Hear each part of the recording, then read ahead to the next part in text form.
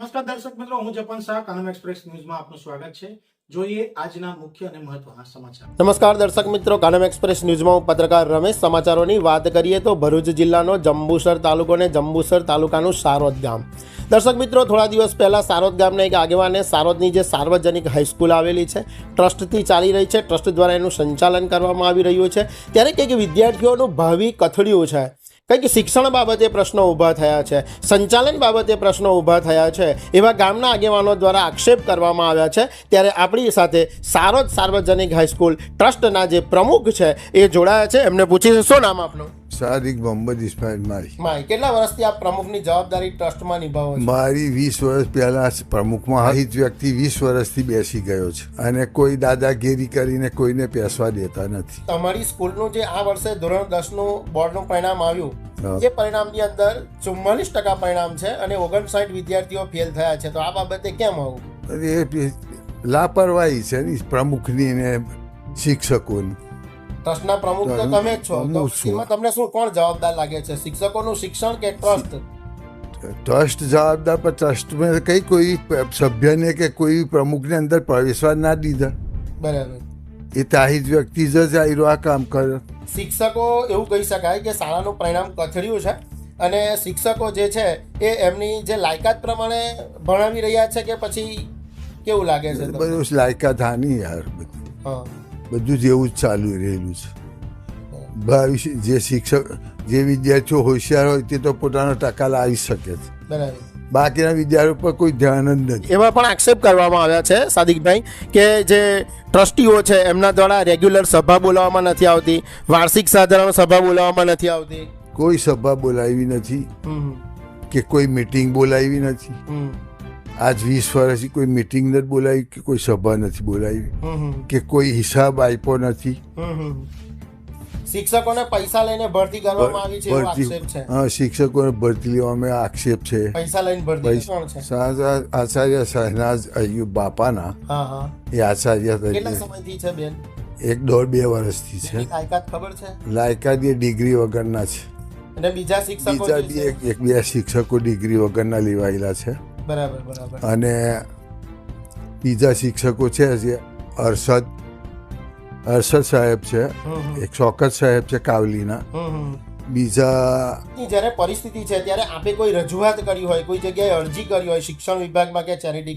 મેં સુરતમાં પહેલી અરજી કરેલી છે, એનું કોઈ નિરાકરણ આવ્યું ના. સુરતમાં અરજી કરી છે, કોઈ નિરાકરણ? અને એને પહેલા 2-4-5 વર્ષ પર ભરૂચ બી આ ચેરિટીમાં કરી છે, પણ કોઈ નિરાકરણ આવ્યું નથી.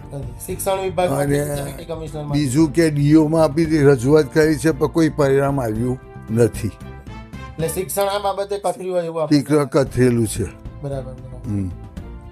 બીજી આપણે વાત કરીએ દર્શક મિત્રો કે જ્યારે આપણી સાથે ટ્રસ્ટી જોડાયા છે અને એમણે કીધું કે ભરૂચ જિલ્લા શિક્ષણ વિભાગ અને ચેરિટી કમિશનરમાં પણ વારંવાર અમણે રજૂઆત કરી છે, છતાં પણ પરિણામ શૂન્ય છે. તો આ વિદ્યાર્થીઓનું ભાવિ આપણા ગામમાં ટ્રસ્ટમાં કથળી રહ્યું છે, તો આ બાબતે આપનું શું કહેવું છે?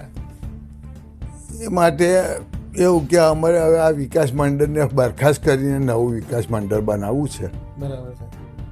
હાલમાં તો હમણાં જ હું છું પ્રમુખમાં. પ્રમુખ તરીકે આપ અને બીજું કે અમને લઘુમતી શાળાના બધા કોર્ટ તરફથી અમને સમન્સ મળેલા છે સમાધાન માટેના. તે અમારે તારીખ આપશે ત્યારે કોર્ટમાં જવાનું છે. આપ પ્રમુખ છો ત્યારે પ્રમુખ તરીકે તમારી દસ્તાવેજોમાં સહી થતી હોય કે એવું તેવું સહી? કોઈ સહી નથી અમારી, એ જ અધ્ધર ચલવે છે, અધ્ધર તાલ. બરાબર. ગ્રાન્ટ કેવી રીતના આવે છે? ગ્રાન્ટ આવે તે આપણને ખબર જ નથી પડતી. બીજું કે ખાતું બી એનું એકલું જ છે, બાકી સેક્રેટરી ને આચાર્ય અને તાણચંદના ખાતામાં નામ હોય. બરાબર. પણ નથી, એકલું પોતાનું છે, સત્તા ચાલવે છે. શિક્ષકોનો પગાર રેગ્યુલર થાય છે? પગાર થાય છે, પણ આયરો આ છે એની સિગ્નેચરથી જ પગાર થાય છે. વિદ્યાર્થીઓ પાસે કોઈ પ્રકારની ફી લેવામાં આવતી? ના, ફી લેવામાં નથી આવતી. ફ્રીમાં જ ભણે છે. ફ્રીમાં. ગામના છોકરાઓ આવતા હશે આજુબાજુના? હશે આપણે 100 થી 230, 130 જેવા. બરાબર. તો દર્શક મિત્રો, આ હતા ભરૂચ જિલ્લાની જંબુસર તાલુકાના સાર્વજનિક હાઈસ્કૂલના ટ્રસ્ટી સાદિક માઈ અને સાદિકભાઈ માઈ સાથે આપણે 2 દિવસ પહેલાં જે ગામના નાગરિક દ્વારા આક્ષેપો કરવામાં આવ્યા હતા કે સ્કૂલનું સંચાલન લાલમ લોલ ચાલી રહ્યું છે, આ ટ્રસ્ટીને મળતા આપણને એવું ભાસી રહ્યું છે કે ભરૂચ જિલ્લા શિક્ષણાધિકારી અને ચેરિટી કમિશનર પણ કોઈ પગલાં લઈ રહ્યા નથી. માટે આ વિદ્યાર્થીઓનું ભાવિ જોખમમાં ના મુકાય માટે આ ટ્રસ્ટીઓ અને જવાબદાર અધિકારીઓને વહીવટી તંત્રએ જાગૃત થઈ આ વિદ્યાર્થીઓનું ભાવિ જે કથરી રહ્યું છે એના ઉપર જરૂર પગલાં લેવા જ રહ્યા. ભરૂચ જિલ્લાના જંબુસર તાલુકાના જે સારોદ ગામ છે અને જ્યાં સાર્વજનિક હાઈસ્કૂલ આવેલી છે, એમાં સારોદ ગામના આગેવાન દ્વારા જે રજૂઆત કરવામાં આવી હતી, પ્રશ્નો ઉઠાવવામાં આવ્યા હતા, આક્ષેપો કરવામાં આવ્યા હતા, ત્યારે સારોદ ગામની સાર્વજનિક હાઈસ્કૂલ હોય અને ટ્રસ્ટ ચલાવી રહ્યું હોય ત્યારે ગામના પ્રથમ નાગરિક જે છે, સણપત કહી શકાય, એ સણપતની પણ મુલાકાત લઈ અને ખુલાસા માટે કનમ એક્સપ્રેસ ન્યૂઝની ટીમ જંબુસર તાલુકાના સારોદ ગામે આવી પહોંચી છે અને આપણી સાથે સારોદ ગામના પ્રથમ નાગરિક જોડાયા છે. પૂછીશું શું નામ છે? ઇસ્માઇલ અહમદ પટેલ ઉર્ફે ઇસાલ સરપંચ સારોદ. હવે આપણે જે સ્કૂલ આવેલી છે સારોદ સાર્વજનિક હાઈસ્કૂલ, એ સ્કૂલ અને ટ્રસ્ટ બાબતે ગામના આગેવાનો દ્વારા આક્ષેપ કરવામાં આવ્યા છે કે ભાઈ સ્કૂલની અંદર શિક્ષણ કથરેલું છે, પરિણામ ઓછું છે, તો આ બાબતે આપનું શું કહેવું છે? એ તો જે પ્રમુખશ્રીએ જે કીધેલું છે સાદિકમાએ એ કમ્પ્લીટ જ છે બધું. અમારે તો વિકાસ મંડળની જોડે કોઈ લેવા દેવા નહીં, પણ સાદિકમાએ એનો પ્રમુખ છે અને આ જે સહયો બયો જે કરે છે લેવડ દેવડની એ અયુબભાઈ કરે છે.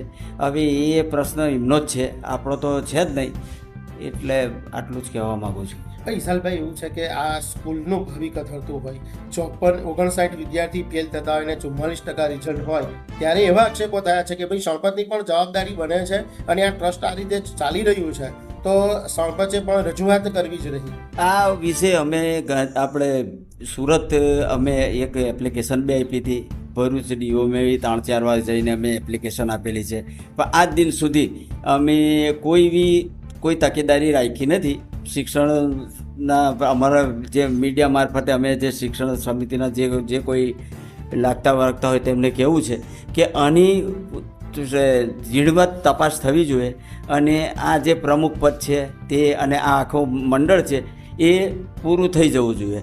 કેમ કે તમે જે આપણે સાદિકમાએ જેમ કીધું એવું કે સાદિકમાએ કીધું કે ભાઈ શિક્ષકો લેતા હતા તે પૈસા લઈને લેતા હતા, પછી આ જે કરતા હતા બીજો જે લેવડ દેવડ રૂપિયા નહીં કરતા હતા તે એના સહીથી જ થતી હતી, બીજા કોઈની સહીથી તો થતી હતી જ ના. બરાબર છે. હવે પ્રમુખ આને સહી આ કરે તો આ તો કેટલી ગેરરીતિ છે.